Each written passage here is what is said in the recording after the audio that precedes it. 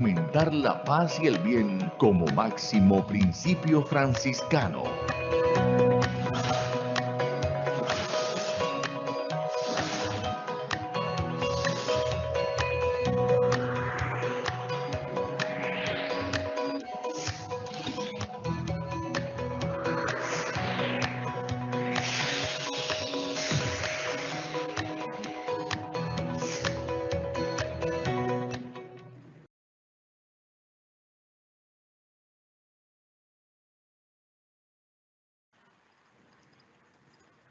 Buenas noches, les damos la bienvenida a todas las personas que se conectan con nosotros a través de la plataforma Microsoft Teams a este foro que lleva por nombre Preguntas al experto COVID-19, consecuencias sanitarias y económicas. Mi nombre es Maura Rubio Suárez, soy comunicadora social y relacionista pública y estaré moderando este espacio organizado por el Colegio Franciscano San Luis Beltrán. Un saludo muy especial a toda la comunidad educativa de esta prestigiosa institución, personas invitadas y miembros de la comunidad franciscana y la comunidad samara en general, que en estos momentos se encuentran conectados con nosotros para dar respuesta a sus inquietudes. Para desarrollar este foro nos acompañará el doctor Abraham Catime Zúñiga. Él es egresado del Colegio Franciscano San Luis Beltrán de la promoción 1991, es médico cirujano de la Universidad del Norte en Barranquilla, especialista en medicina interna del Hospital Militar Central de Bogotá y en enfermedades infecciosas de la Universidad Nacional de México. Damos inicio formal a este evento escuchando las palabras de Fray Rodomiro Pájaro Romero, rector del Colegio Franciscano San Luis Beltrán, a expresar precisamente esas palabras de apertura a este evento. Muy buenas noches, paz y bien para todos. El Colegio San Luis Beltrán, en la ciudad de Santa Marta, pertenece a la provincia franciscana de la Santa Fe, en Bogotá.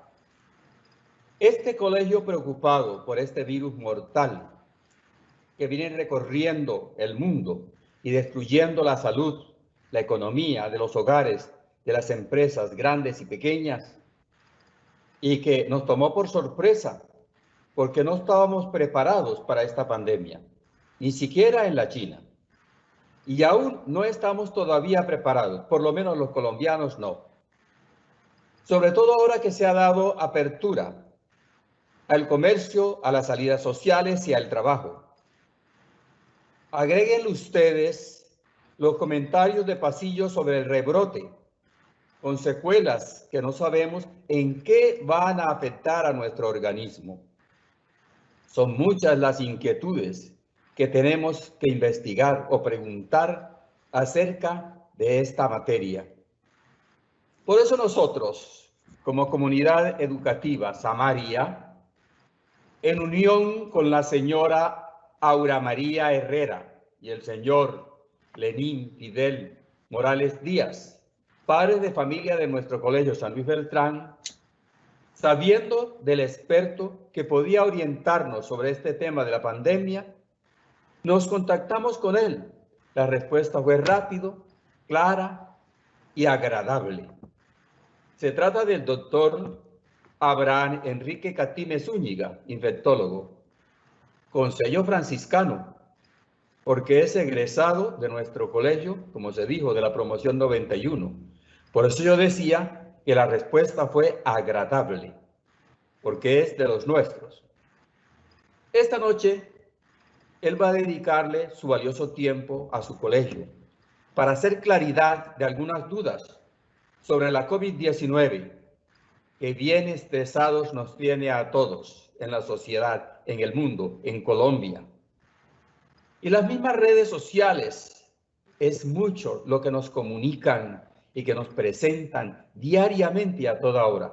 Esto nos confunde más. Podemos decir entonces que llegó el momento de la claridad, de la verdad sobre el coronavirus. Estoy seguro que el doctor Abraham Enrique nos va a precisar qué ruta vamos a tomar para cuidar nuestra salud personal, social y familiar. El doctor Abraham Enrique ha hecho mucho bien a las familias por la claridad del tema, en otras ciudades con diferentes foros. Por eso lo invitamos, porque estamos seguros de él. Por eso les pedimos a ustedes que pregunten con toda tranquilidad lo que quieran acerca de esta pandemia, que nos tiene con mucho miedo a todos para actuar libremente en todos los campos, especialmente en el campo de la educación. Estamos con miedo. Esta noche tendremos mucha claridad. Amigos, pregúntenle al experto del tema y al doctor Abraham Enrique. Katime Zúñiga, le agradecemos de parte de los amarios, de los colegios franciscanos, de los profesores del colegio, de los directivos, de nuestros mismos alumnos, le agradecemos este aporte. Dios le pague, Dios lo bendiga y lo proteja a usted y a su familia. En San Luis Beltrán siempre tendrá las puertas abiertas, como ayer cuando llegaba a sus clases. A todos los que me escucharon, éxito en este encuentro. Será muy favorable. Muchas gracias, señor rector. Escuchábamos las palabras de apertura por parte de Fray Rodomiro Pájaro, rector del Colegio Franciscano San Luis Beltrán. Invitamos a los asistentes y participantes a manifestar sus inquietudes a través del chat. Es importante precisar que en el orden que vayan ingresando las preguntas a la plataforma de Microsoft Teams, así serán seleccionadas para socializarlas con nuestro invitado en la noche de hoy. Damos la bienvenida. Igualmente, esperamos que este encuentro virtual sea de completo análisis e ilustración para todas las personas que se están conectando. Damos la bienvenida a nuestro invitado, al doctor Abraham Katime. Bienvenido a este espacio. En el computador. El micrófono, exacto. Perdona, aquí. ¿Y ahora sí? Ahora sí, bienvenido, doctor. Ahora sí, muy buenas noches. Disculpas a la audiencia. Muchas gracias al Colegio San Luis Beltrán por la invitación. Cuando me invitaron fue un honor poderles colaborar. Yo soy egresado, hice todo mi bachillerato en el Colegio San Luis Beltrán y fue egresado en el año 1991. La idea es abrir un espacio que tengan la oportunidad de preguntar todo lo que deseen, todo abierto, sin ninguna restricción. Cualquier cosa, miren que esta es una enfermedad nueva, relativamente las cosas que pensábamos que eran ciertas, que eran tonterías, ya sabemos que no son tan tonterías. Decían que no repetía el coronavirus y miren los casos que repetían, cosas que pensábamos que eran tontas decirlas, ya miren cómo se han caído muchas verdades y muchos elementos que no considerábamos. Mientras de pronto la gente va haciendo algunas preguntas, les voy a hacer más o menos un panorama de qué es lo que está pasando específicamente en nuestro departamento, el departamento del Magdalena. Pues yo he estado en el grupo que ha hecho la respuesta COVID en el departamento. Fui llamado por el señor gobernador Carlos Caicedo y otro grupo de expertos a ser parte de una sala de análisis situacional de la respuesta para hacer respuesta al COVID en el departamento del Magdalena, y hacemos parte de ese grupo epidemiólogos, hacemos parte de gente que trabaja en microbiología, etcétera, gente que trabaja en vigilancia. Afortunadamente aquí tomamos algunas medidas que pienso yo que fueron, han dado resultados. Una de las medidas aquí que nos funcionó bastante fue el cierre temprano del departamento. Recordamos que el Magdalena cerró una semana antes que el resto del país. Yo pienso que eso mitigó la entrada de turistas o personas que venían probablemente estaban infectadas y se desviaron a otras ciudades, a otros departamentos, a otros rincones de la geografía nacional, y eso también es algo que mitigó. Otro elemento que funcionó y que en su momento nos está dando resultados es que al inicio de la pandemia se tomaron medidas de hacer un tamizaje masivo, muy selectivo, muy poblacional. Esto nos permitió hacer un diagnóstico rápido de muchas personas que estaban infectadas, muchas personas que eran contactos, y ubicar en muchas clínicas de la ciudad donde hubo médicos, hubo personal sanitario que se infectó. Desafortunadamente, la enfermedad era poco conocida y aquí a Santa Marta nos llegó en una forma muy atípica. Al comienzo de la enfermedad pensábamos que era una gripa y que la gente llegaba tosiendo, llegaba con fiebre y que la gente llegaba con cuadros como una neumonía. Y al comienzo los primeros casos que tuvimos en la ciudad de Santa Marta eran cuadros como de gastroenteritis, gente que llegaba a las urgencias con diarrea y después de los 3-4 días hacía la neumonía o mostraba los síntomas respiratorios, y por eso se nos infectó mucho personal sanitario y fue desafortunadamente, incluso hemos tenido pérdidas de algunos colegas, lamentablemente, que eran colegas muy conocidos, muy buenos médicos. Hemos tenido pérdidas tanto en personal, tanto de enfermería, personal médico, en la ciudad de Santa Marta y el departamento del Magdalena. Basado en esto, recuerden ustedes que al comienzo, en las primeras semanas, Santa Marta y el Magdalena tenía más casos que Atlántico. Teníamos más casos incluso que por poblacionalmente, porque Antioquia, más casos que Bogotá, haciendo el cálculo por población. Era terrorífico. La gente decía, bueno, ¿y qué está pasando aquí en Santa Marta? Que nos está cayendo el COVID con todo.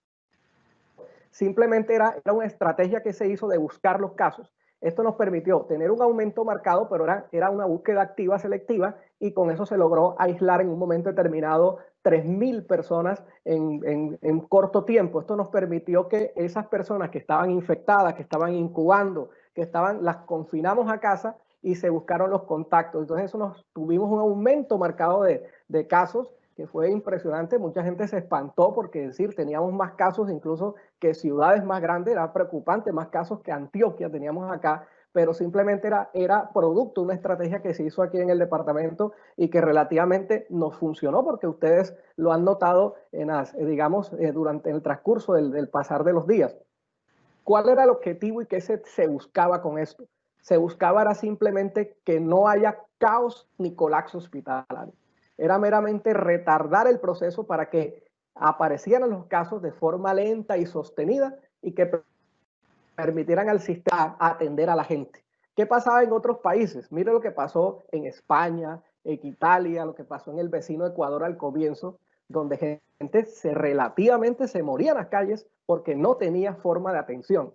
Entonces, no tenían capacidad hospitalaria a pesar de ser países industrializados, económicamente con mayor capacidad, muchos mejores médicos, más posibilidades de hospitales, etcétera. Y a pesar de eso, se colapsaron simplemente por falta de medidas. Es decir, lo que logramos hacer nosotros acá, y les puedo decir que relativamente no funcionó. Entonces nosotros, ¿qué logramos? Que aquí la curva de casos fue muy lenta, o sea, el aumento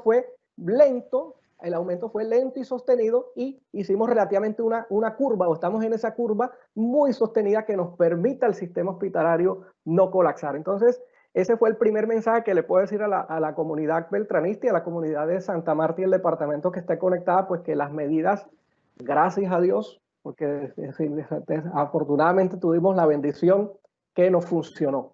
Si esto no hubiera funcionado, aquí hubiéramos tenido un caos y un colapso hospitalario y muchos muertos. O sea, estas dos medidas salvaron muchas vidas. Increíblemente, a pesar de que mucha gente no conoce esto, porque desafortunadamente mucha la prensa no hemos transmitido. Ha faltado esa comunicación del riesgo a la comunidad, pero es decir, las tasas, aquí tenemos que hablar de una cosa que se llama la tasa de aceleración, es la cantidad, es la forma como aparecen los casos.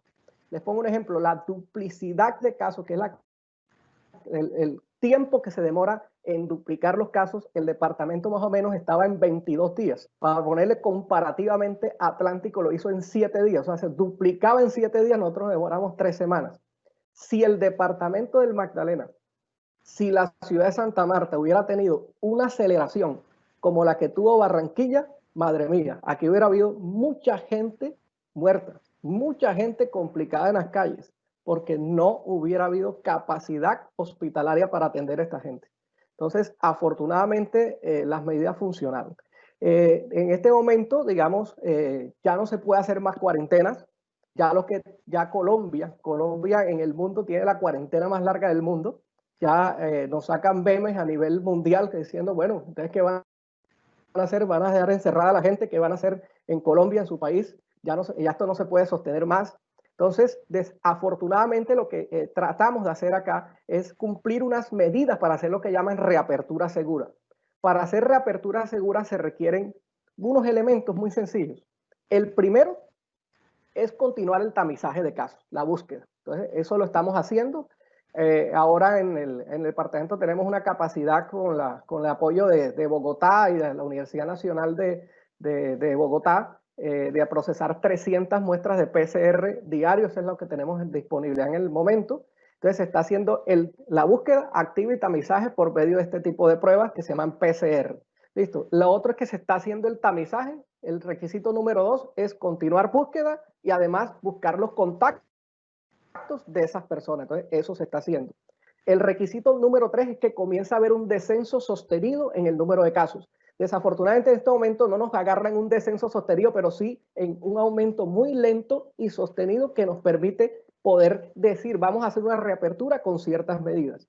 Y el cuarto requisito y el más importante de todos es que la comunidad pues tenga el deseo y la necesidad de hacer la reapertura, pero con, digamos, el tema de autocuidado. Aquí, como muchas veces le he dicho a la gente, el balón lo tienen ustedes.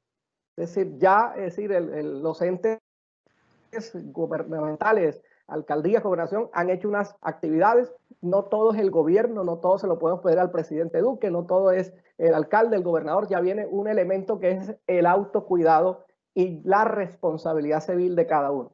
Es decir, nosotros tenemos que mantener los elementos que eviten que nos contagiemos y que nosotros contagiemos a otras personas. Y esos elementos ya lo saben todos ustedes, el distanciamiento social. Es clave el tapabocas y lavado de manos. Esa es la responsabilidad que tenemos que tener todos. Es decir, usar tapabocas y lavar manos. Y un elemento clave es que todos, cuando tengamos síntomas respiratorios, ¿listo? Tenemos que aislarnos.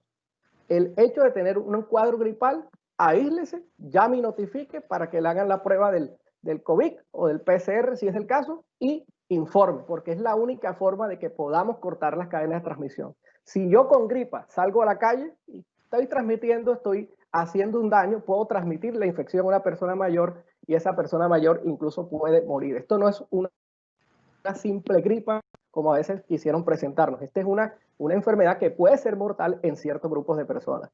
El comportamiento de COVID, en realidad, lo que hemos visto de cada 100 personas que se infectan,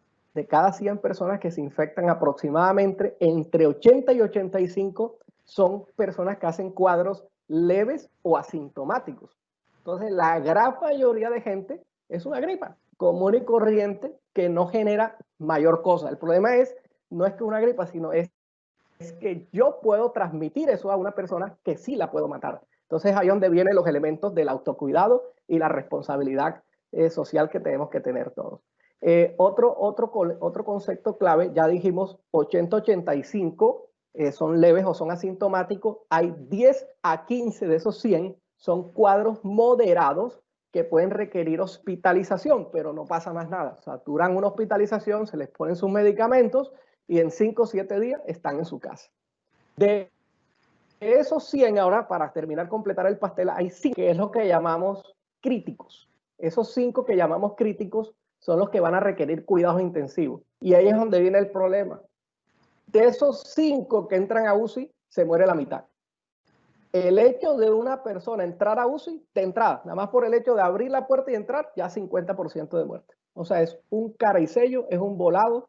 Definitivamente ese es el tema. Ahí es donde está el impacto de la mortalidad. Y esto no solo pasa en Santa Marta, no pasa en el Magdalena, pasa en todos lados. La mortalidad en Nueva York, en algunas series, fue del 40 al 60% de las personas que ingresaban a UCI. Esto pasó en Wuhan era del 48%. Es decir, estamos hablando de sitios que tienen alta tecnología y a pesar de tener alta tecnología, se les moría el 50% de la gente. Es increíble, pero así es. Entonces, ese es el gran problema, es el paciente que entran a ser críticos. ¿Cuáles son las personas que son relativamente, digamos, los que son críticos? ¿Quiénes son las personas que se complican? Y ahorita les voy a mostrar de pronto para que los datos que tiene el departamento. La gente que se complica son, uno, los mayores de 60 años, pero sobre todo aquellos que tienen comorbilidades, que tienen hipertensión arterial, enfermedad coronaria, que tienen patologías pulmonares como el EPOC, los que son fumadores, y los que son, digamos, patologías renales, insuficiencia renal, o los que tienen problemas metabólicos como diabetes y obesidad. Esos son los grupos grandes que se impacta la mortalidad. Entonces, Por eso tenemos que ser muy responsables cuando salimos a la calle, porque nosotros en casa convivimos con personas que son mayores de edad o gran parte tienen ese tipo de patología. Entonces, ustedes, el gobierno le dijo, salgan a la calle, sí salgan a la calle, pero tenemos que tener responsabilidad. La alcaldesa, el gobernador no les puede poner un policía a cada uno para que salgan ustedes a la calle, que van a jugar, que van a hacer unas compras y usted no se lave las manos, no esté pendiente de su tapabocas. Usted llega a su casa y puede infectar a su papá, a su mamá o su abuelito o su abuelita, que son personas mayores y que pueden tener problemas y pueden morir. Uno de los puntos negros que hemos tenido como departamento del Magdalena en sí ha sido la letalidad. Nosotros, el departamento del Magdalena está entre los 4 departamentos con más letalidad a nivel nacional. Es desafortunado, pero es una cifra que hay que mostrar. Nuestra letalidad es del 8.3%, que es más o menos lo que presentan otros países, pero aquí ha sido la más alta, desafortunadamente, porque hemos tenido la de malas, que al comienzo de la infección se nos afectó mucha gente mayor. Pienso yo que hubo un fenómeno de pronto de irresponsabilidad, la gente saliendo, no sabía el control, iba a sus casas e infectaba a sus mayores sin ningún problema, porque mucha gente me han dicho, oiga doctor, pero si yo no salgo a la calle, oiga doctor, yo estoy encerrado, oiga doctor, y cuántos casos hemos visto de gente mayor que ha muerto y estaba en su casa encerrada, ni siquiera salió, y simplemente fue porque el hijo, el nietecito, o la mamá, el abuelito, todos salieron, hicieron, digamos, sus vueltas, se infectaron y llevaron la infección. Resulta que en el departamento del Magdalena, el 24-25% de las personas infectadas son gente mayor de 60 años.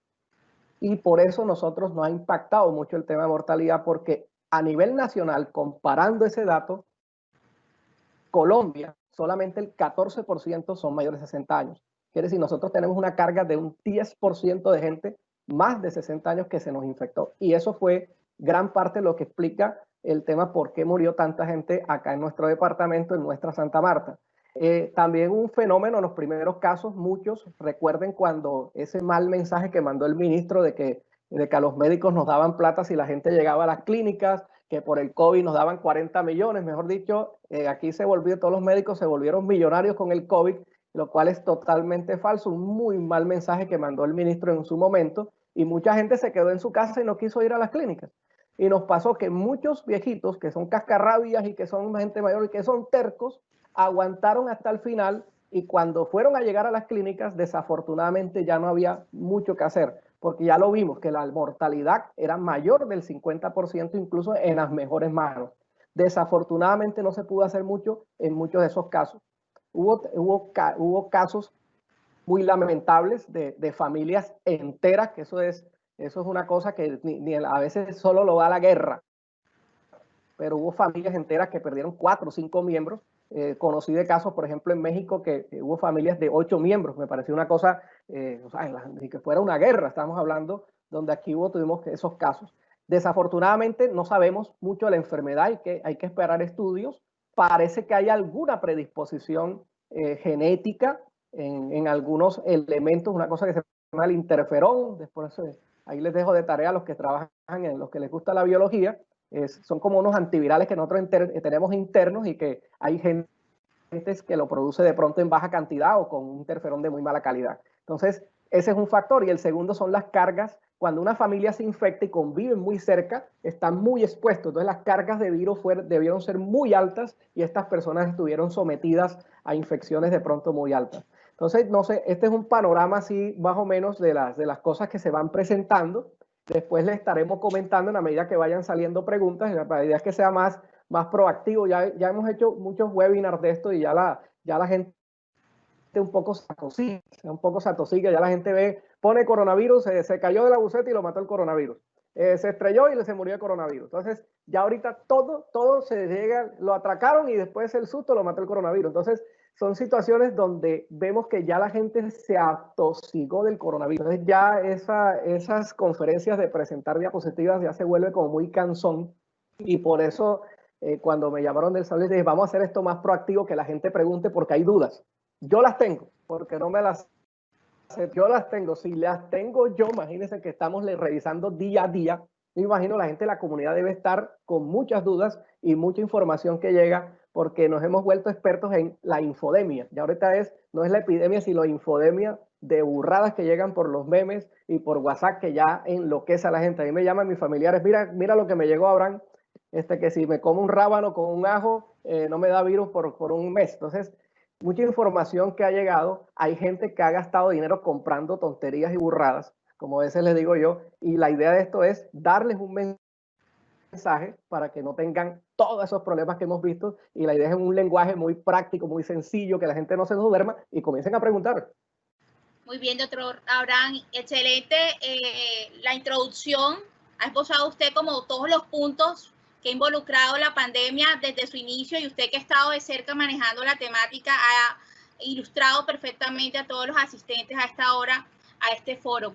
Iniciamos la serie de preguntas. Precisamente la primera de ellas la hace la señora Celina Patricia Anaya Saade. Ella pregunta, ¿cuál ha sido el porcentaje de contagios en los niños durante este tiempo? Bueno, en la población pediátrica, digamos en niños, no tengo el dato exacto, pero son menos del 15%. De todas maneras, hay un dato que es importante decir, la mortalidad o la letalidad en niños es relativamente baja en todo el mundo, es menos del 1%. Eso sí, la información lo tenemos. El gran problema de los niños no es cuánto es el porcentaje que se infecta, porque muchos se pueden infectar, el problema es que son asintomáticos. Muchos niños que se infectaron incluso ni siquiera aparecen en las estadísticas, porque son asintomáticos. Los niños reciben un término que usan los epidemiólogos que se llama drivers, son los que llevan el virus. Entonces, esa es una de las recomendaciones que se ha hecho en el tema de por ejemplo, lo que afecta a los colegios, es cuando hicimos el debate de la presencialidad versus, digamos, hacer esto por vía digital como se está haciendo. Y una de las recomendaciones que en su momento se hizo al Departamento del Magdalena y a la Alcaldía de Santa Marta era que en ese momento histórico, ojo, esto va cambiando día a día, en ese momento histórico, que era la cuarta semana de julio, la primera semana de agosto, se recomendó que en ese momento no era recomendable hacer aperturas de colegios ni de universidades, porque estábamos en un momento donde estábamos acelerando los casos, y al meter los niños en los colegios, al meter los niños en las escuelas, en transporte público, comenzábamos a perder ese distanciamiento social. Y al perder, se iban a infectar estos niños. El problema es que los niños, cuando se infectan, ellos por lo general son cuadros o gripitas o son cuadros asintomáticos, gente que no tiene absolutamente nada, pero lleva el virus a su casa y ahí donde nos impacta. Por ese motivo recomendamos, incluso participamos en un debate con el agente de FECODE de los colegios, donde dábamos unas directrices de que en este momento no era viable. Recomendamos, reevaluemos esto en 2 meses a ver qué pasa. Pero en el momento histórico la recomendación no era adecuada. Ahora yo les digo, ¿qué tal? Imagínense aperturar colegios en los municipios del departamento. Muchos no tienen batería de agua. Muchos no tienen, miren, por ejemplo, los afortunados que tuvimos en el Colegio San Luis Beltrán, que teníamos los salones espaciosos, que había la buena ventilación, uno abría la ventana, pero ¿cómo hace, por ejemplo, un colegio en tierra perdida, de pronto que no tiene una ventilación adecuada, que no hay una batería de agua, qué distanciamiento social se puede hacer allá, qué lavado de manos se puede hacer allá? Entonces, no había las condiciones adecuadas en ese momento para hacer apertura, y es por eso, los niños son drivers. Esa es la recomendación en este momento. Estados Unidos hizo una apertura escolar por estados, comenzó ahorita a finales de agosto, vamos a ver cómo les va.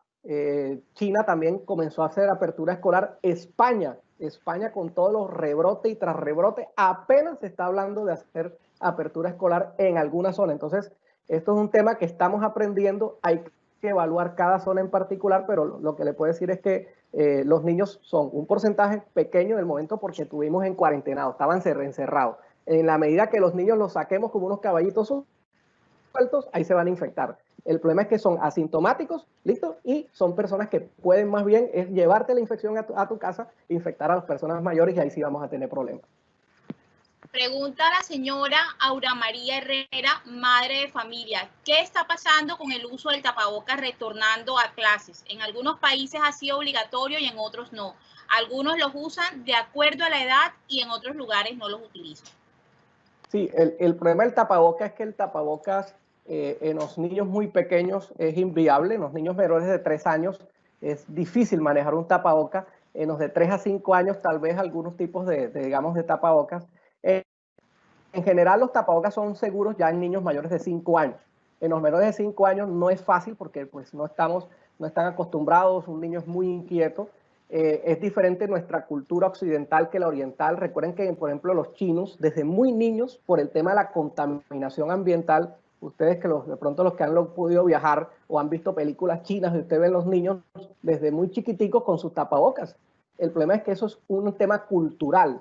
Nosotros apenas estamos viendo, apenas la gente está viendo, aprendiendo a usar tapabocas. Incluso gente mayor que todavía no sabe usar un tapabocas y ya han pasado 6 meses. Entonces, el tema de los tapabocas debe ser en la escuela, cuando se haga el tema de presencialidad, mientras estemos debe ser totalmente obligatorio. El problema son los niños pequeños menores de 5 años, donde ahí sí hay que tener un tema primero de seguridad. En menores de 3 años, la recomendación es, pues, el tapabocas es un poco inseguro, un niño se puede atragantar con un tapabocas, se puede asfixiar, se puede ahogar, pero en mayores de 5 años, en teoría, las recomendaciones de CDC, el Centro de Control de Infecciones, que no hay ningún problema. Los puedes usar. Les voy a mostrar unos tapabocas, los que usamos en la parte clínica. Me disculpan un segundo.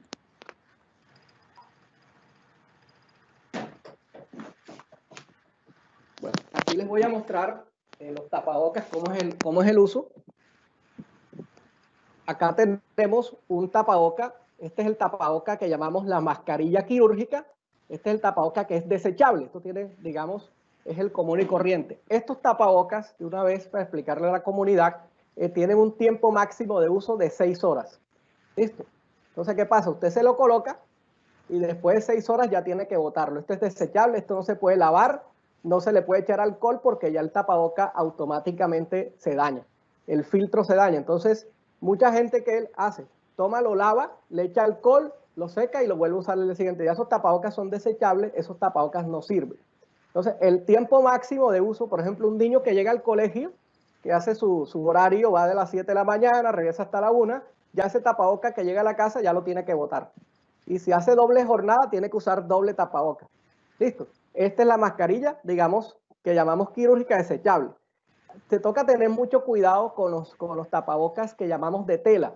Hay unos tapabocas de tela que están vendiendo en los semáforos que son una estafa, solo tienen una capa de tela. Los tapabocas de tela tienen que tener mínimo 3 capas y una de esas capas tiene que ser impermeable. Tienen que tener mucho cuidado cuando compren tapabocas de tela. Esos tapabocas de tela tienen una ventaja que pueden ser reutilizables y los pueden lavar porque son tela. Entonces, cada fábrica, cada empresa dice tantos lavados. Entonces, es importante que revisen lo que compren y miren cuántos lavados.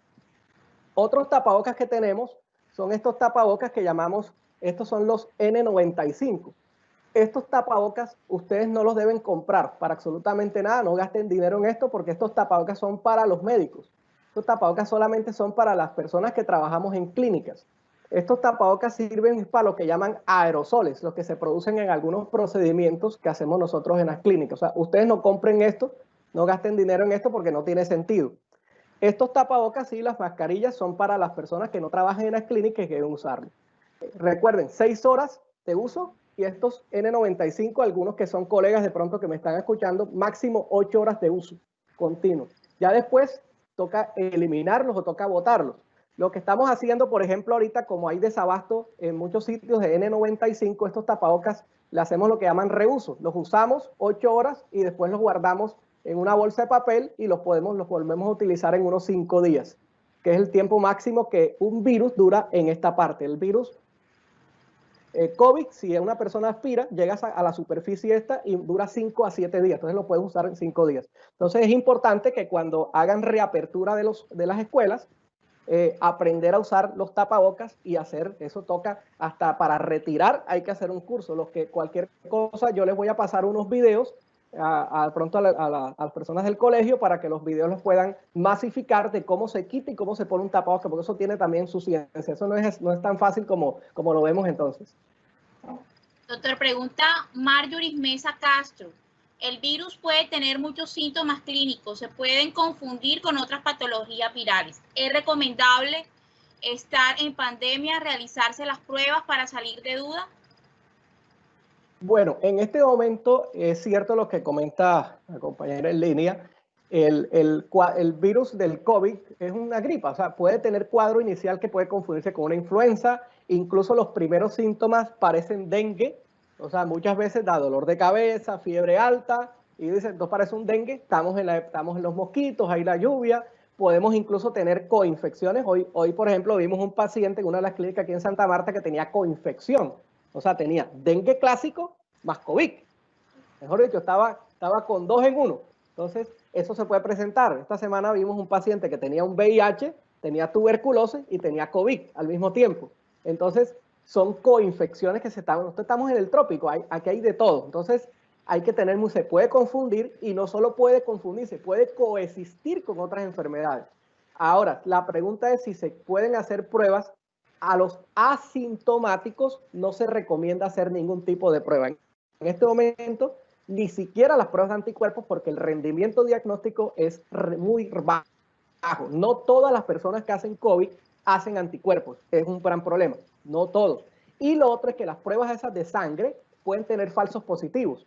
Entonces, no siempre una prueba de sangre de COVID significa que me dio COVID. Puede ser un falso positivo de acuerdo a las pruebas con dengue. El dengue, los anticuerpos de dengue que nosotros tenemos por haber estado expuestos de niños al dengue, pueden hacer reacción cruzada y muchas veces dan las pruebas positivas. Entonces, a los asintomáticos no estamos recomendando hacer pruebas, ni la prueba de la nariz, ni la prueba de la sangre en este momento. No hay ninguna recomendación específica para esos casos. Algunas particularidades, pero en general, a la comunidad no hay ninguna indicación de hacerse prueba de COVID si usted no tiene ningún tipo de síntoma ni ningún contacto específico con alguna persona. Doctor, pregunta Néstor Pacheco, ¿el manejo de esta emergencia a su juicio modificará la forma en la que los ciudadanos se relacionarán entre sí en los próximos años?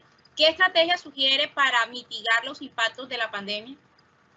Sí, muy buena pregunta.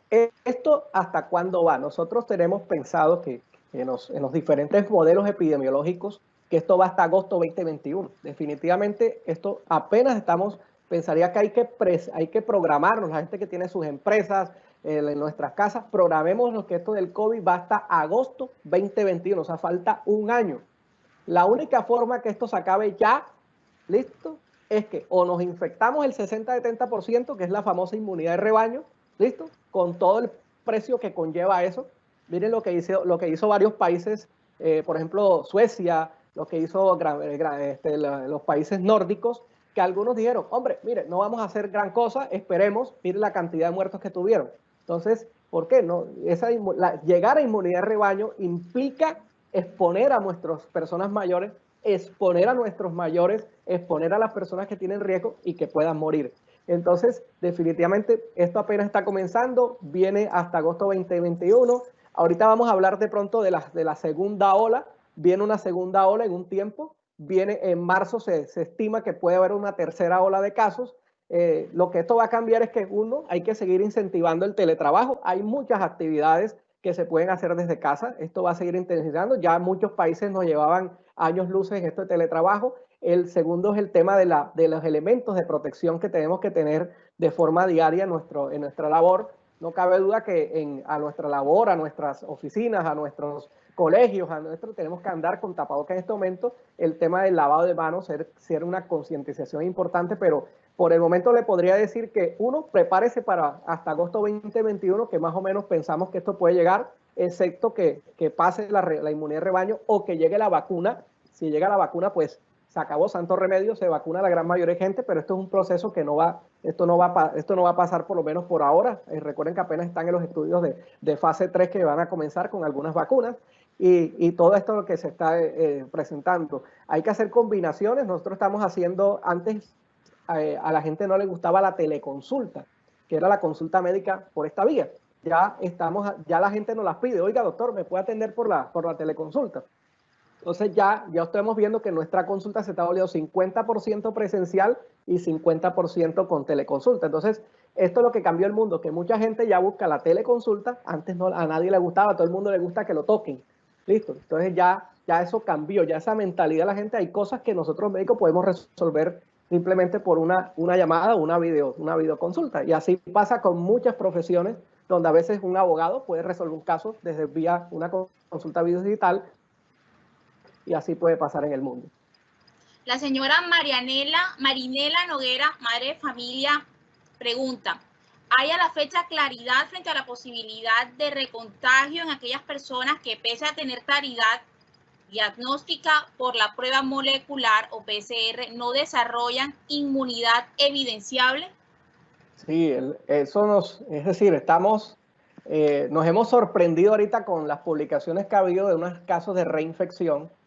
Yo era de los que al comienzo pensaba de que la inmunidad, como nos estábamos comparando con los primos del coronavirus, que eran el MERS, ¿se acuerdan? Este virus que venía de los dromedarios, y el SARS-CoV-1, que era como el primo, el hermano más cercano. Esto comentó que había algún grado de inmunidad que duraba de 6 meses a 3 años. Entonces nosotros los infectólogos dijimos, bueno, si son hermanos, son muy parecidos. Entonces yo decía, la inmunidad aquí nos va a durar 6 años. Te dio coronavirus a fiesta, ya te quedaste coronaste. Resulta que los anticuerpos que se forman en coronavirus, no todos forman anticuerpos. 2, cuando son casos leves, parece que los anticuerpos son en poca cantidad y no alcanzan a durar mucho tiempo. Y 3, no sabemos esas personas severas qué tanto producen anticuerpos neutralizantes,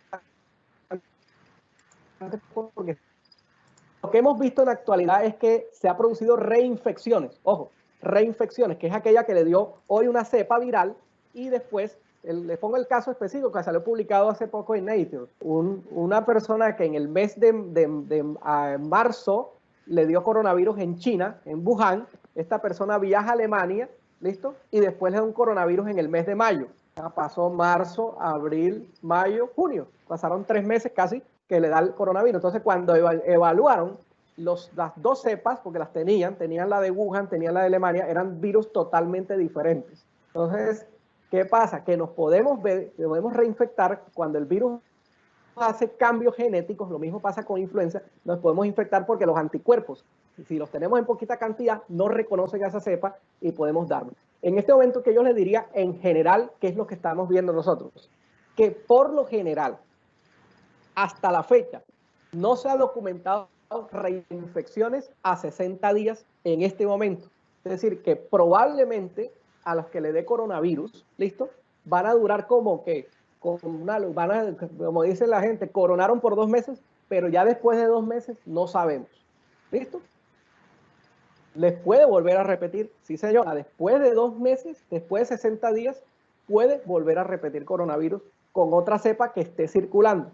Por la explicación, ¿cuál es? Bajan los anticuerpos, o son poca cantidad, o son cepas diferentes que no reconocemos. Por eso la recomendación es, al que le dio coronavirus, salga a la calle como si no le hubiera dado nada. En esta actualidad, sigue usando su tapabocas, sigue lavándose las manos, haga como si no hubiera pasado nada, porque no sabemos qué va a pasar. Afortunadamente, la gran mayoría de casos de reinfecciones han sido casos leves o asintomáticos. O sea, personas, parece ser que de todas maneras al que le da, le queda cierto grado de protección que el segundo no lo mata. Digamos, ese es, como el mensaje al público. En los primeros 60 días, tranquilo. Parece ser que lo que produces te aguanta. Pero, y si te da después de 60 días, tranquilo, porque parece que son casos leves o asintomáticos. Entonces, el mensaje es, sígase cuidando. Mucha gente, he visto que han hecho parrandas, vamos a hacer que ya nos dio coronavirus en toda la casa, parranda, invitan a todo el mundo. No, se pueden reinfectar sin problema.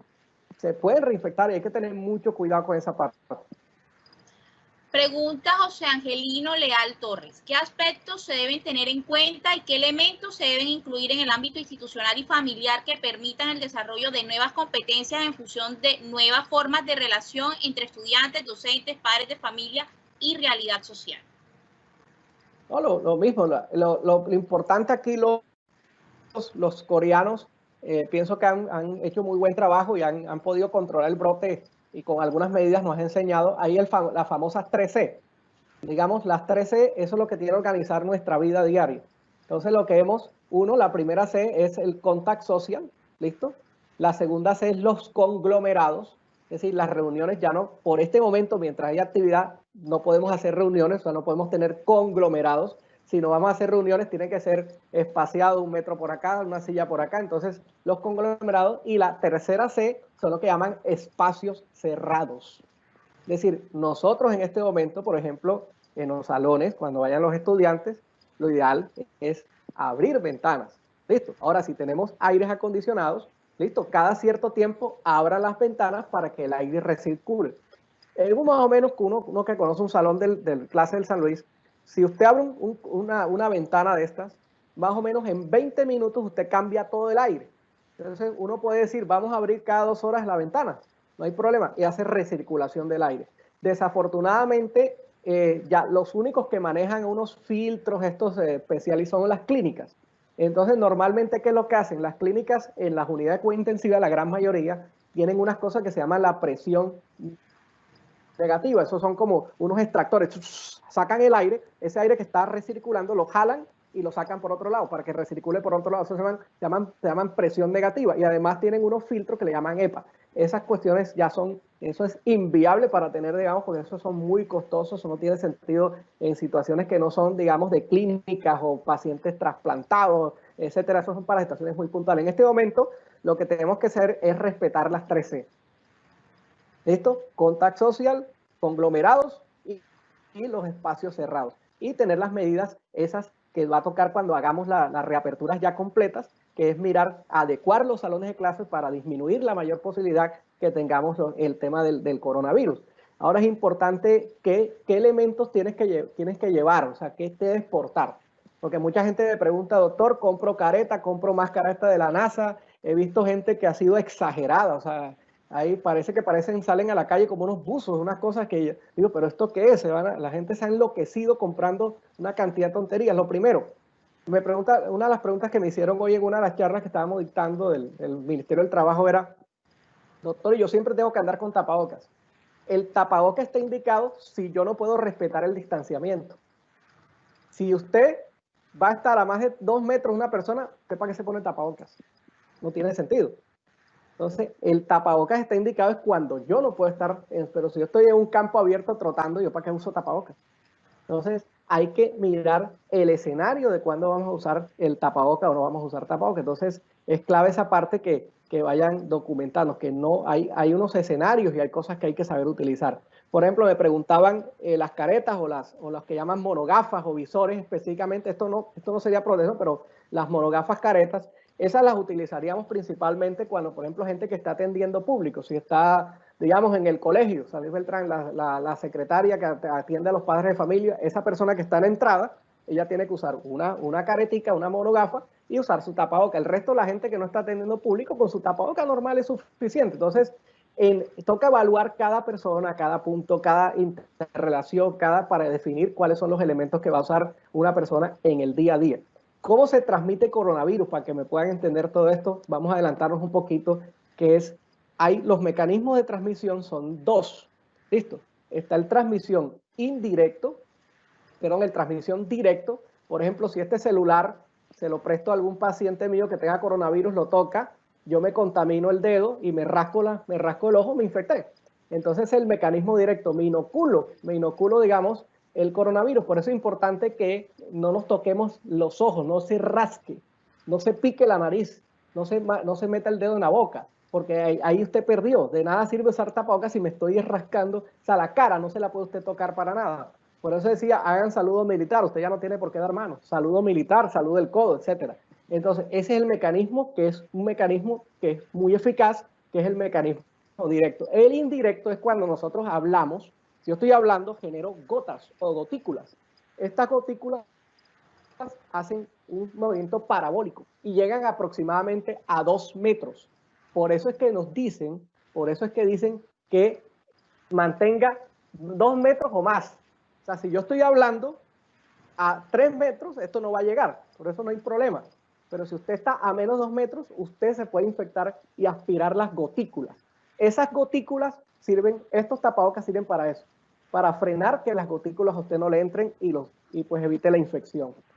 Y otro mecanismo son los famosos aerosoles, pero ya son de hospital. Gente cuando le están haciendo algunos procedimientos se generan unas goticas muy pequeñas y esa la frenamos con estos tapabocas que son las mascarillas, estas N95, que son los respiradores que llaman respiradores que son para hospitales. Entonces, más o menos ese es el mecanismo.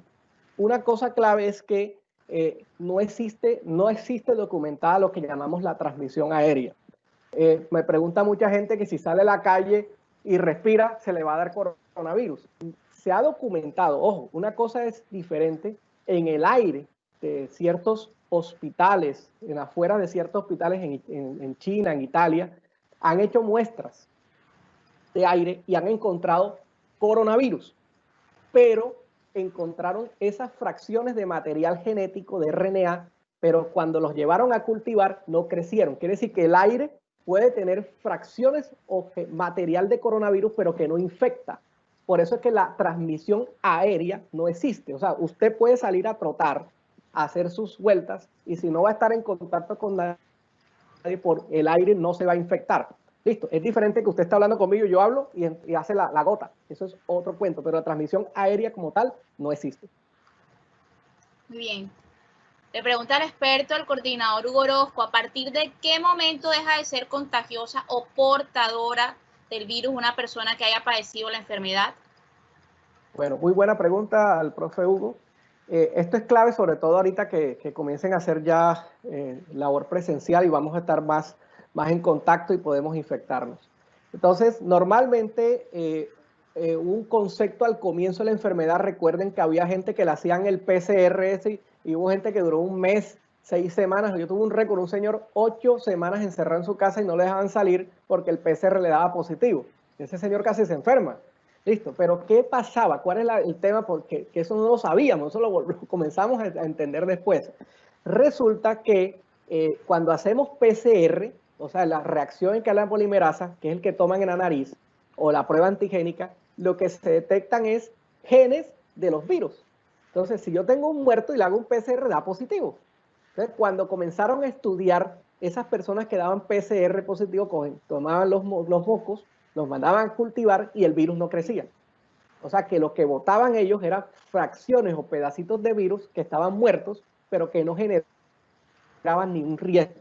Por eso, a partir del mes de julio, las guías nacionales, mundiales, totalmente cambiaron. Lo primero diga, hey, no hagan más PCR de control.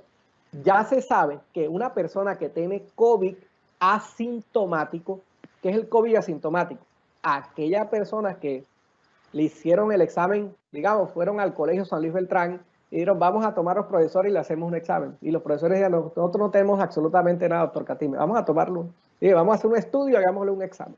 Y le tomamos el examen y el profe salió positivo. Y el profe dice, doctor, no tengo absolutamente nada. Profe, se va para su casa.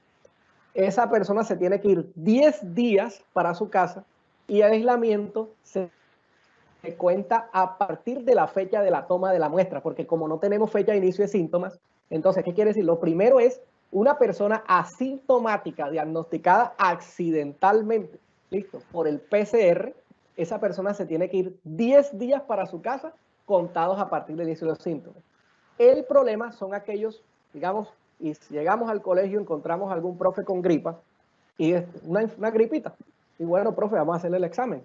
Le hacemos el examen y sale positivo. Entonces, ese sería un COVID leve.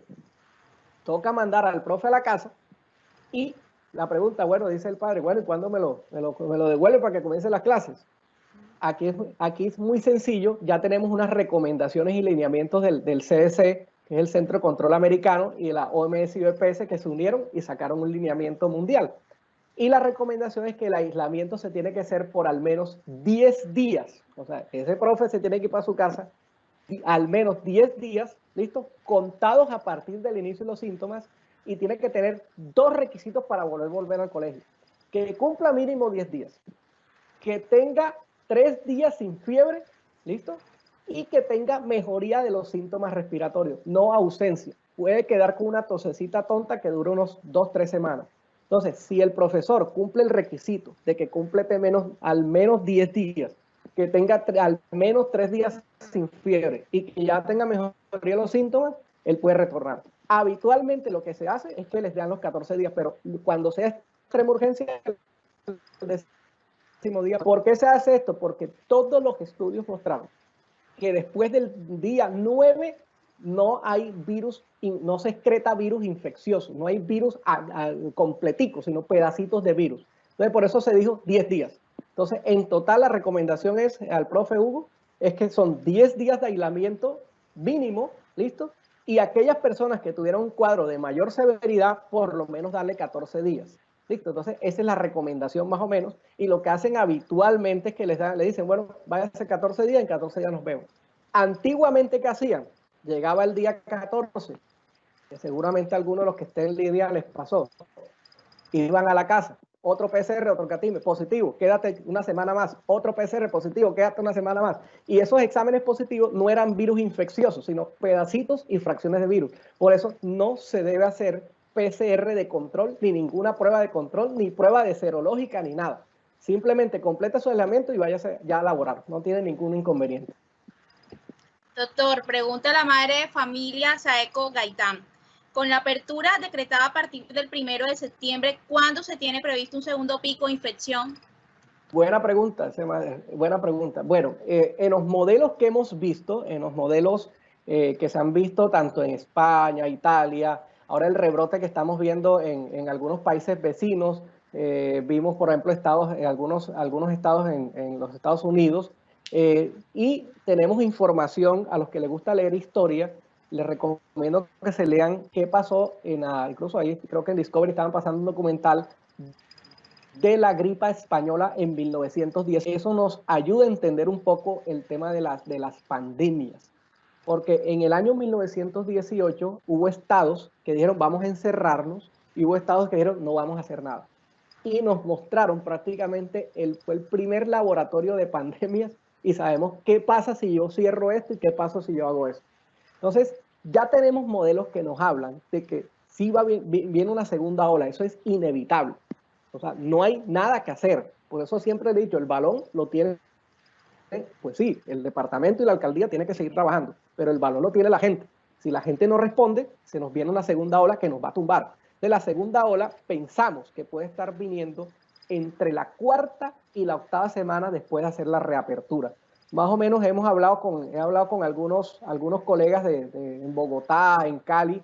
Ellos están esperando unas segundas olas dependiendo de los comportamientos, finalizando el mes de octubre y comenzando noviembre. Nosotros pensamos que aquí en el departamento podríamos tener alguna segunda ola, de acuerdo, no es lo mismo Ciénaga, no es lo mismo Pueblo Viejo, no es lo mismo Pibijay, no es lo mismo Santa Marta. Cada municipio tiene unas particularidades. Miren que ya Ciénaga pasó la primera ola hace rato. Miren que Pueblo Viejo, recuerden que Pueblo Viejo cuando estuvo eso bien prendido, ya Pueblo Viejo ya pasó ya Pueblo Viejo de pronto está entrando en la segunda ola. Entonces, ¿qué pasa? Que el comportamiento es asincrónico, pero en general, entre 4 y 8 semanas podemos tener una segunda ola, por lo menos aquí en la ciudad de Santa Marta puede pasar. O sea, que estamos hablando entre el segunda semana de octubre, comenzando noviembre, podemos tener una segunda ola. ¿Qué escenarios pueden pasar? Y esa pregunta es importante. Pueden pasar 2 escenarios. Que haya una segunda ola de menor magnitud, es decir, un poquito de casos, un piquito pequeño, no pasó nada. No hubo colapso hospitalario, las pocas clínicas que tenemos pudieron soportar, el departamento, los hospitales públicos con las limitaciones, aguantamos. Pero puede pasar, como pasó en algunos estados en el año 1918, que la segunda ola sobrepasó al primer pico. ¿Se imaginan qué pasaría si llega ese escenario acá? El colapso va a ser total. ¿Listo? Por eso es importante que la gente no baje la guardia y por eso es importante que sigamos. Si se da el primer escenario, favorable, coronamos. Listo, no pasó nada y probablemente las pérdidas van a ser pocas o limitadas o incluso nos va bien. Pero si el segundo escenario puede ser terrorífico, porque puede ser peor de lo que hemos visto. Y todo esto que estamos celebrando, que nos fue bien, hicimos fiesta, que el departamento, que nada, eso no sirvió para nada. Porque al final lo que hicimos fue retardar que la gente se infectara. Listo, entonces es importante que sigamos cumpliendo estas medidas. De todas maneras, ha habido un crecimiento, o sea, esperábamos que de pronto el departamento pudiera tener más capacidad hospitalaria para poder soportar esto. Desafortunadamente, no es fácil en 4, 5, 6 meses hacer UCIs, hospitales, no es fácil con todas estas limitaciones económicas que tienen estos departamentos, pero por lo menos en Ciénaga hubo un crecimiento un número de camas considerable, creo que fueron 17 camas de UCI.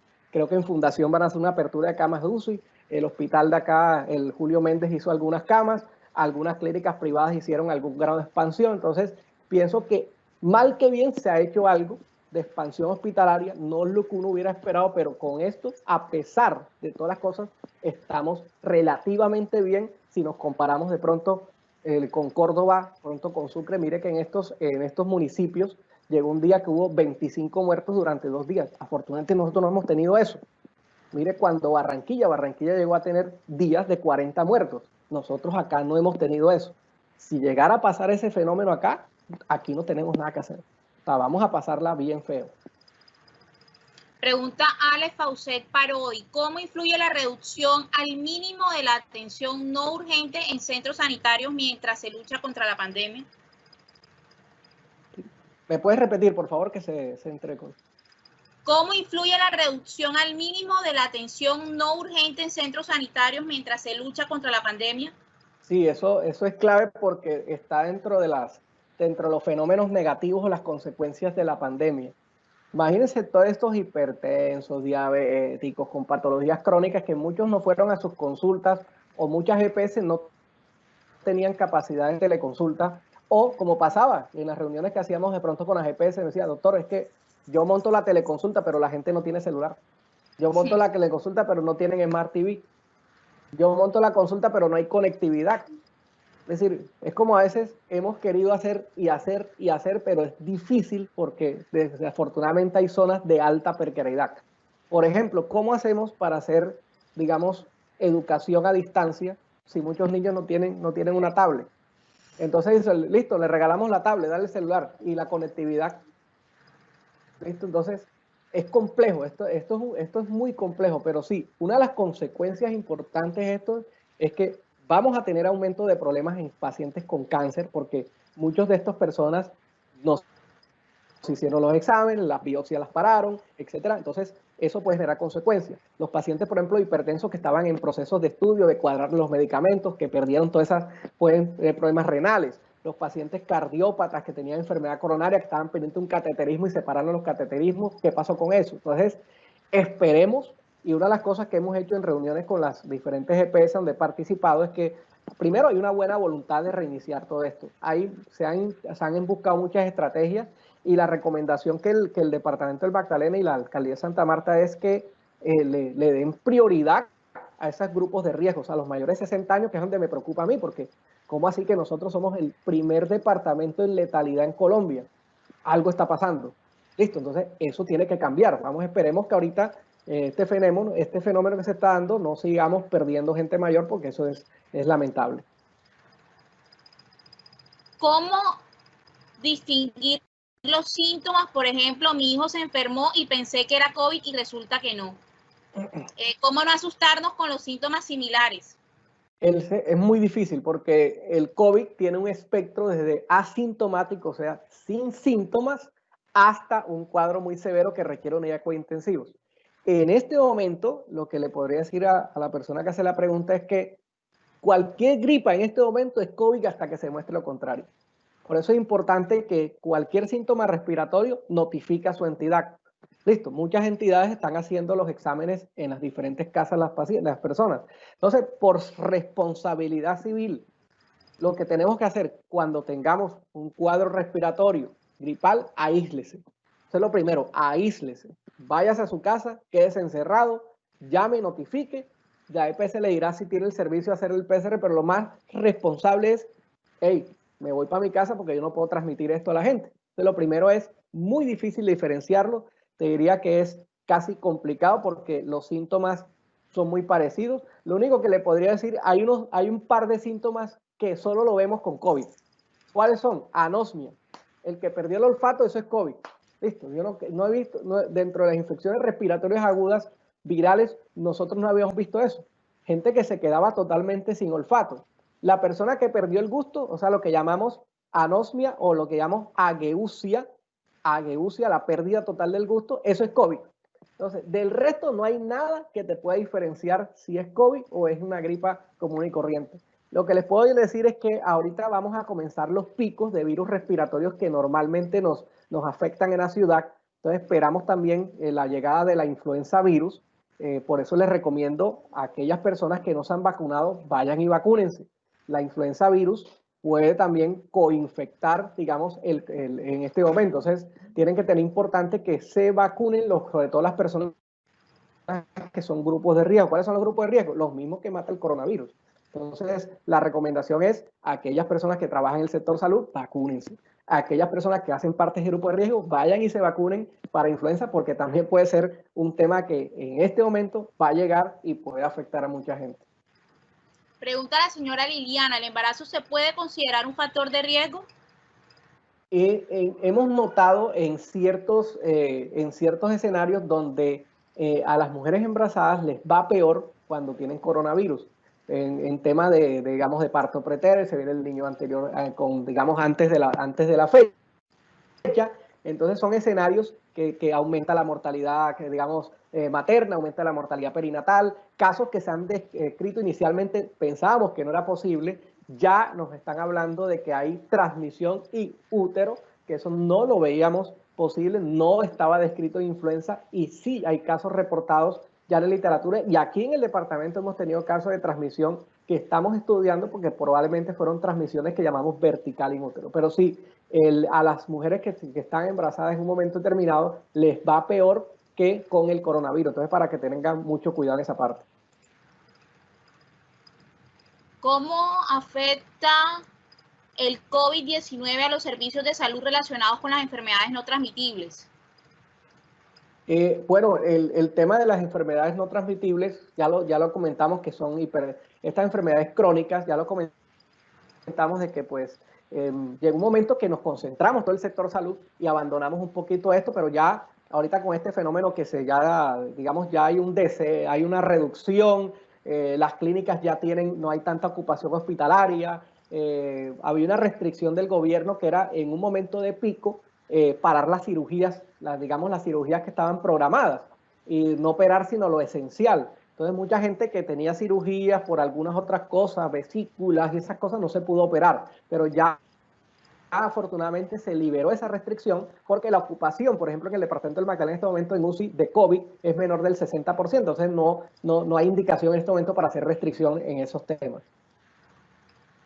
¿Qué sucede con el contagio a través de la mucosa del ojo y qué sucede con las personas que no recogen su cabello como norma de bioseguridad en la calle? Pregunta la señora Margarita Castro.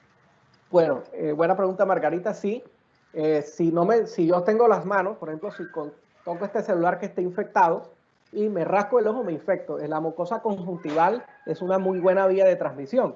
Incluso, le pongo un ejemplo, la mucosa conjuntival se puede transmitir hasta el VIH. Si yo, por ejemplo, atiendo a un paciente y me cae un chorro de sangre en el ojo, me infecto. La mucosa conjuntival es un muy buen sitio, ahí se puede infectar uno por cualquier cosa. Por eso, no se rasque. Y lo otro, lo del cabello, no se ha documentado que sea un fomite de transmisión, ¿listo? La recomendación, por ejemplo, en la parte de hospitales, en hospitales diferentes, sí ahí recomendamos usar, digamos, estos sombreritos que usamos, pero no se ha documentado como tal que sea una fuente importante, un fomite de transmisión clave y que tengas que andar con el cabello amarrado. Lo importante, yo te digo, es lávense las manos. O sea, independiente tenga el cabello amarrado o más suelto, no se estén tocando la cara, lávense las manos cada rato. Habitualmente, por ejemplo, en las oficinas que yo asesoro a algunas empresas privadas, la recomendación es que ponemos una alarma y cada 3 horas suena la alarma y la gente se levanta y se lava las manos.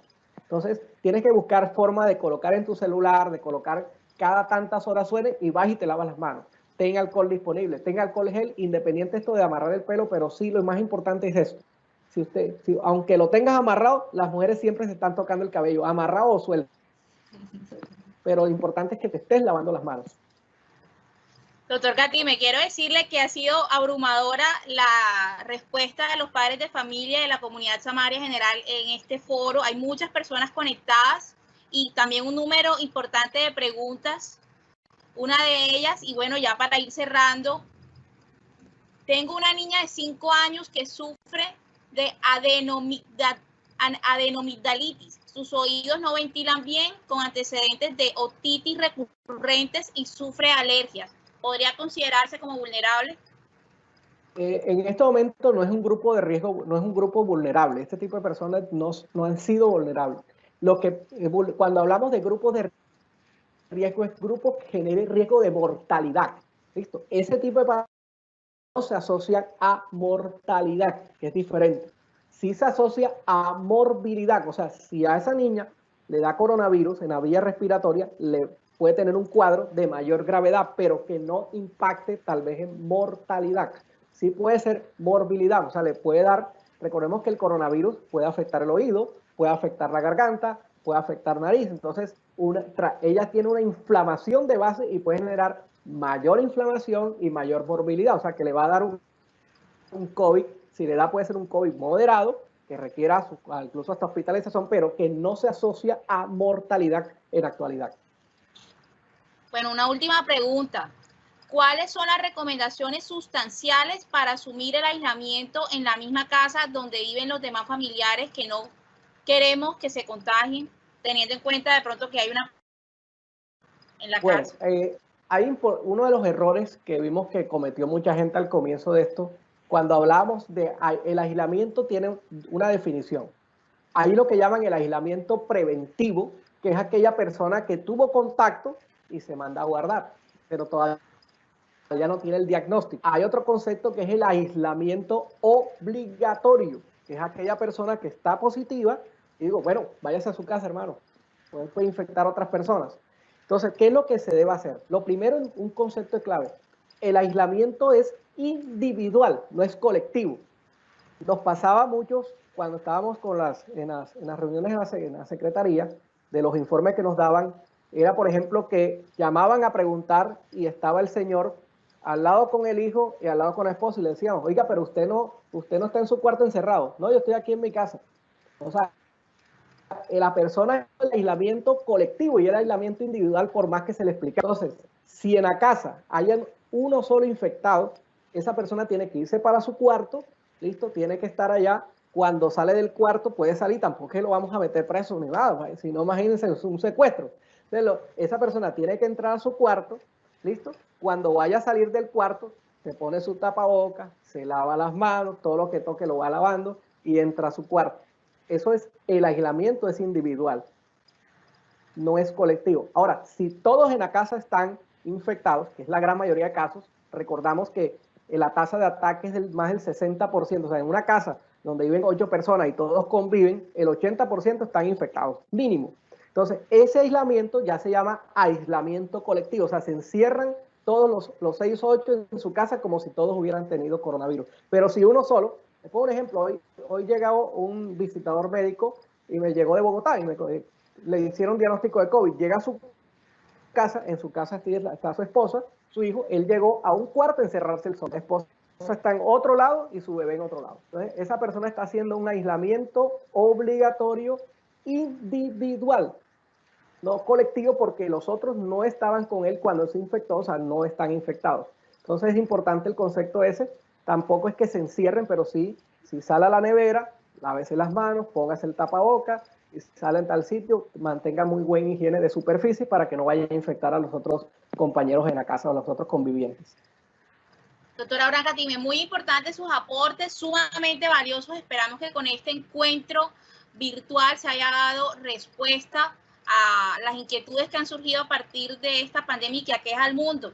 De igual manera, concebimos que con los aportes científicos que usted como profesional en el área ha hecho, podamos disfrutar de un mejor estar ante la agresividad del virus, como usted bien lo ha comentado. No sé si antes de terminar considere pertinente, doctor Catime, hacer unas conclusiones de cierre para que igual queden en el imaginario de todas las personas que se han conectado con este encuentro organizado por el Colegio San Luis Beltrán. Bueno, yo quería de pronto ya para finalizar dar la información de los temas de los tratamientos. Pensaría que sobre todo si hay colegas acá, dejemos de estar enviando esos memes de que en tal sitio dan cebolla con agua, con ajo. Seamos responsables porque este tema de la infodemia, el COVID desafortunadamente no hay nada. A veces estamos en casos graves y uno se siente inútil, no hay nada que hacer. O sea, en este momento no hay ningún antiviral efectivo. ¿Qué les podría decir? En los COVID asintomáticos no se da ningún tratamiento. No compren ivermectina, no gaste dinero en factor de transferencia, le mandan a comprar el agua del no sé qué cosa. No gaste dinero en nada de eso. Solamente váyase a su casa, enciérrese, toma agua y coma bien. No hay más nada que hacer. Ese es el asintomático. El COVID leve, que es aquella persona que tiene un cuadro, una gripa, es un manejo para la gripa. Sí, acetaminofén, ibuprofeno, antigripal. No gaste dinero comprando ivermectina, no sirve. No gaste dinero comprando cloroquina ni hidroxicloroquina, eso tampoco sirve. En algún tiempo pensamos que las personas que tenían con VIH estaban favorecidas por el tema de los antivirales, porque había unos estudios, el lopinavir, eso no sirve, el atazanavir tampoco sirve, y desafortunadamente para los casos que requieren hospitalización, tampoco tenemos antivirales en el momento que sean efectivos. Lo único que estamos usando y que ha impactado en mortalidad es el uso de los esteroides. Pero quiero decirle el mensaje a la comunidad porque en este momento me ha llegado mucha gente que se automedica con esteroides. Los esteroides solamente se utilizan es para pacientes que requieren hospitalización, que tengan más de 7 de evolución y que tengan trastornos de la oxigenación, que le falte el aire. El resto de gente no debe usar esteroides. ¿Por qué? Simplemente una explicación. Si usted tiene una influenza y usted lo confunde con el coronavirus y le coloca esteroides, aumenta la mortalidad. O sea, para colocar esteroides hay que hacer el diagnóstico, descartar influenza y ahí sí colocamos los esteroides. Porque he visto mucha gente formulando Clovax, prednisona, eso no lo hagan. Los esteroides solamente déjenlo para el ámbito hospitalario. Y esta molécula que nos están metiendo por ahorita el presidente Trump y Anthony Fauci, que se llama el Remdesivir, desafortunadamente no demostró que impacte en mortalidad. Uno cuando hace los estudios estos, lo que uno busca son desenlaces duros. Es decir, yo quiero que la gente, si yo le pongo esto, no se me muera. El estudio de Remdesivir no demostró, la gente se moría igual. Entonces, no, ese medicamento tiene una utilidad todavía no bien identificada y clarificada. O sea, no impacta en mortalidad. Desafortunadamente, lo único que cambia la mortalidad en este momento para COVID es los esteroides si los requiere.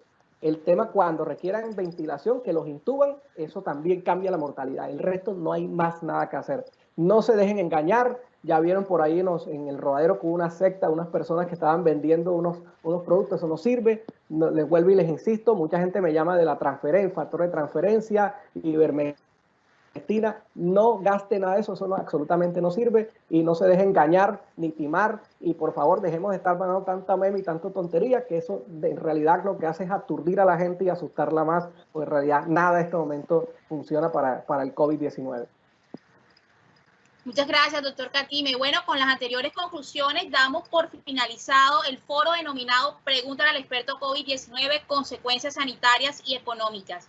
Agradecemos a todos los que se conectaron con nosotros a través de la plataforma Microsoft Teams y a nuestro invitado, por supuesto, el doctor Abraham Catime Zúñiga, egresado beltranista de la promoción del año 1991. Maura Rubio Suárez presentó y moderó para ustedes este espacio organizado por el Colegio Franciscano San Luis Beltrán. Que tengan todos una feliz noche. Hasta pronto. Gracias, doctor. Muchas gracias. Gracias, Abraham Enrique. Gracias. Gracias, Fray. A sus órdenes y estaremos dispuestos a cualquier cosa que se le ofrezca, Fray. Con mucho gusto. Dios te bendiga. Señor, muchas gracias por sus bendiciones y oraciones. Bueno, Maura, muchas gracias por la transmisión. Excelente la conducción. Gracias aquí a la persona del sistema que nos apoyó y estaremos al pendiente.